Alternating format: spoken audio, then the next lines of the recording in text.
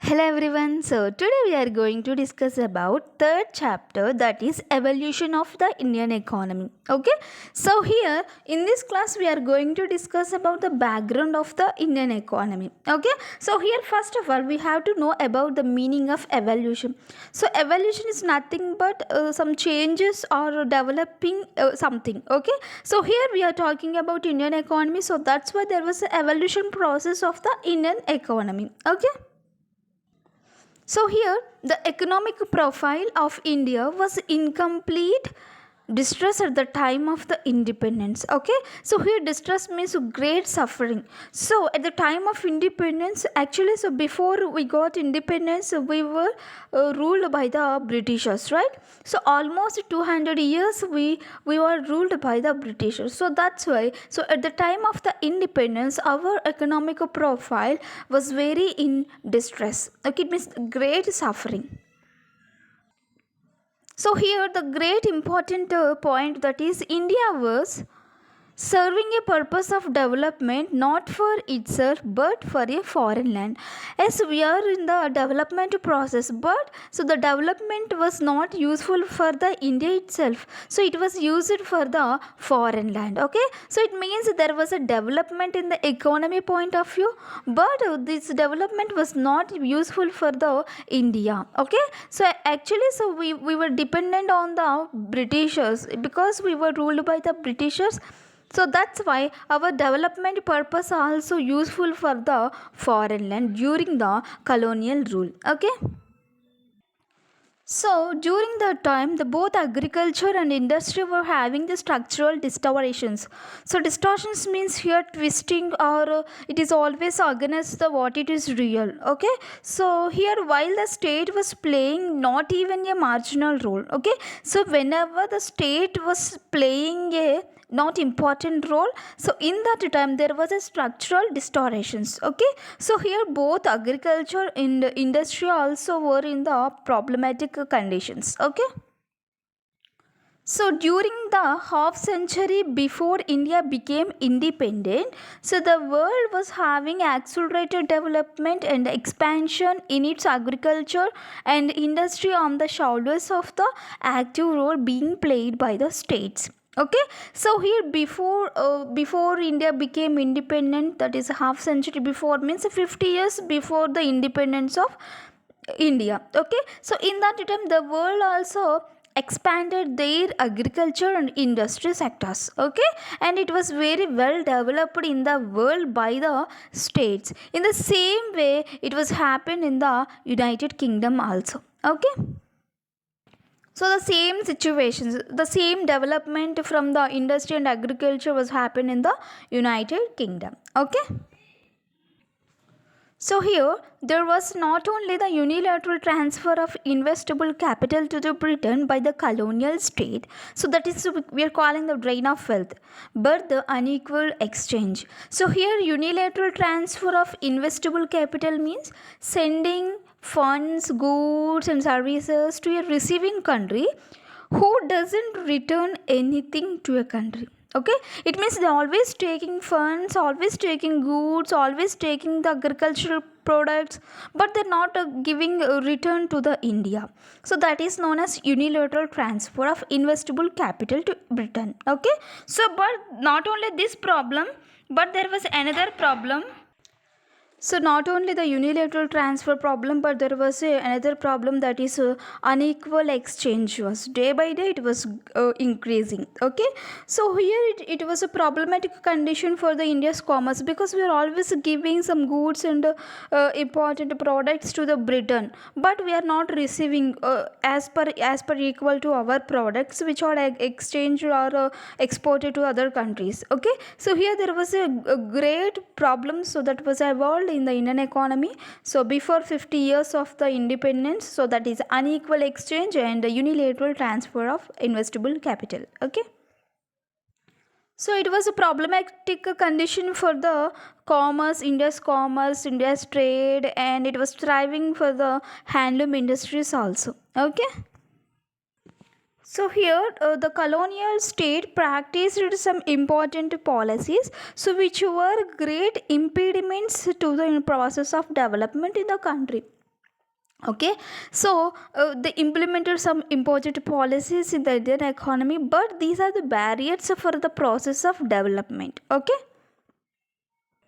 So, first thing, throughout the colonial rule, so there was one economic vision, so that is, state was to increase India's capacity to export primary products. Okay, so and we have to improve our imports from the British. Okay, so British manufactured goods. Okay, so we have to increase our capacity to export the primary products. Okay, so those are the raw materials we have to export to the Britain, and we have to increase the purchasing power, so that is we have to purchase the British manufactured goods. Okay, so here the raising of the revenues to meet the drain of capital as well as meet the revenue requirements of the imperial defense. Okay, so here we have to increase the purchasing power of the British manufactured goods. Okay, so here the primary products or raw materials were exported to the Britain, and final goods and manufactured goods are imported to India, and we have to buy those goods for the requirements. Okay, so here the social sector was neglected area for the British rulers, which had a negative impact on the production and productivity of the economy. Okay, so this is the main important thing which has a negative impact on the production and productivity of the economy. So here production means the process of creating or growing or manufacturing goods and services, and whenever it comes to the productivity, so it means the measure the efficiency or rate of production. Okay, so here there was a negative impact on the production and productivity because the British rulers neglected the social sector. Okay, and one more reason is India's literacy was only 17%. So at the time of independence, so India's literacy was only 17%. So and the life expectancy at the birth, so that years 32.5 years. Okay. So this is also one of the reason of background and of the Indian economy, because it was lost its importance at the time of independence because of the wealth was drained by the Britishers. Okay. So here next important point, that is industrialization of India was also neglected by the colonizers. It means the Britishers were neglected the industrialization of India. Of course there was industrialization in India also, but so the infrastructure was used for the exporting of the raw material and exploit its raw material only. We used the infrastructure which was implemented by the Britishers, but it was not useful for the India itself. Okay, but it was not created India as industrialized India. Okay, so, because in that time the Indian capitalists also who did emerge were highly dependent on the British commercial capital, and many sectors of industry were dominated by the British firms. So that's why there was no development for India. For example, shipping, banking, insurance. Okay, coal plantation crops and jute, so for these important firms, so they were dominated by the Britishers only, so that's why there was no development for the India itself. So here the pre-independence period was altogether, we can say this is a period of stagnation. Stagnation means stopping. It means there is no change and there is no movement for the forward. Okay, so that is a stagnation and showing almost no change in the structure of production or productivity. Okay, so there was no change in the production and in the levels of the productivity. Okay. So the aggregate real output during the first half of the 20th century, so it was less than the 2% a year. Okay, so here the aggregate real output means the total output, so which was produced or supplied in the economy in a given period. Okay, so it was 2%. So per year it was 2%. It was the first half of the 20th century. Okay, it means total output. So just imagine how the bad conditions were in the Indian economy, and the overall economic performance of the India under the British rule was very low. Okay, it means the overall economic performance also very bad in that time. So there was one thing which with the words which was said by the economist, and that is a statistician. So that is Angus Madison. So he said there was no per capita growth in India from 1600 to 1870. So this is the time for the Britishers who came to India, and they started to building their forts in the country. Especially they started to dominated the Indian parts. So in that time there was no growth in the per capita income. Okay, it means the income per person. Okay, it means there was no growth in the per capita income. So from 1600 to 1870. Okay. So here 1870 to 1947 0.2 percentage. So in the United Kingdom 1 percentage. It means it is always less than the United Kingdom also. So the per capita income 1899 18 rupees, and 1895 39.5 rupees. So next, during the second half of the 19th century, there was repeated famines and diseases, epidemics. So because of the diseases, because of the no rainfall in the countries, because of the famines, so there was no economic development. Okay, so the first half of the 20th century is the greatest social irresponsibility and neglect of the British government in India and depression of masses. Okay, so because of the negligence of the Britishers, they didn't focus on the economy, and because of the irresponsibility, and because of these things, so there was no development in that time. Okay.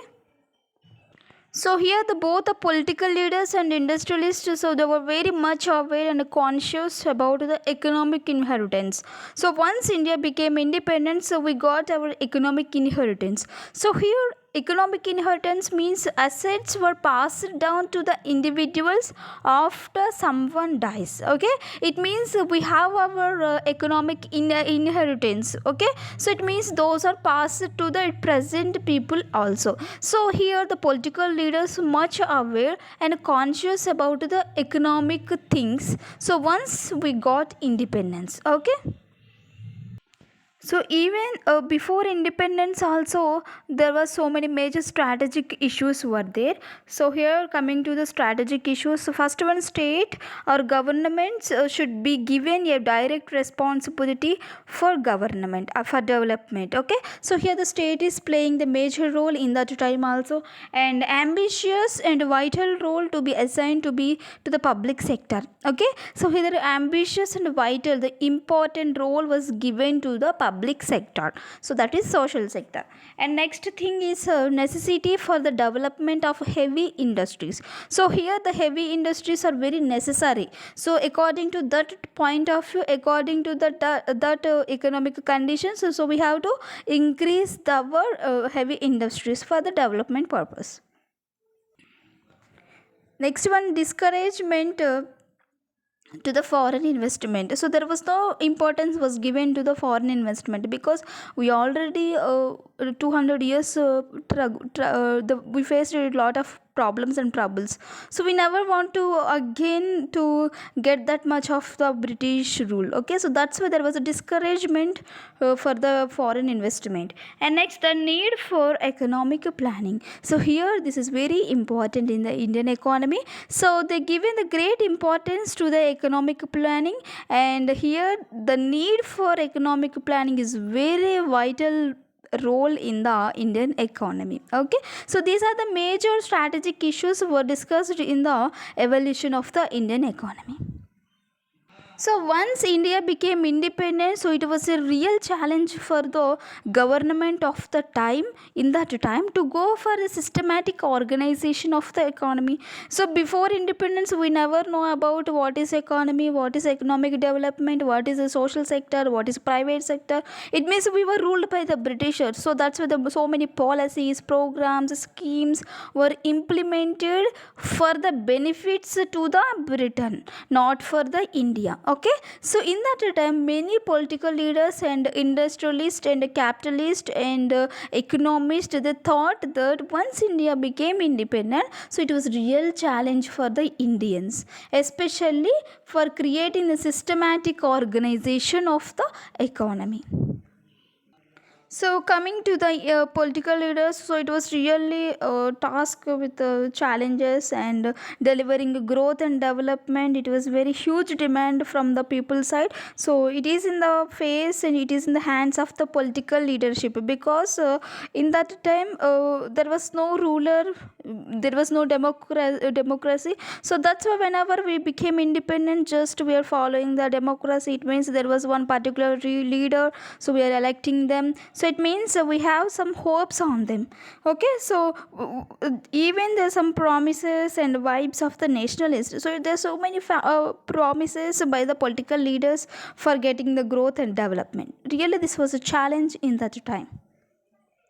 So now these important political leaders' decisions in that time are going to shape the very future of India. Okay, so they taken the important decisions, they taken the great decisions in the Indian economy, and it was given the shape to the Indian economy.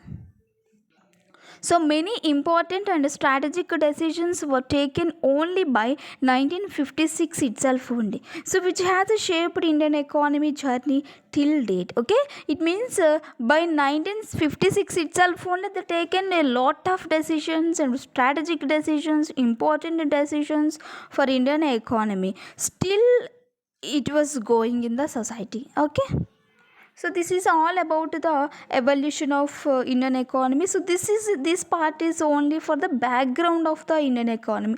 It means how the development was in the pre-independence. Okay, so just this is the background. So in the next class we will discuss about the prime moving force. Okay, agriculture was industry. This is the second part in this chapter 3. Okay.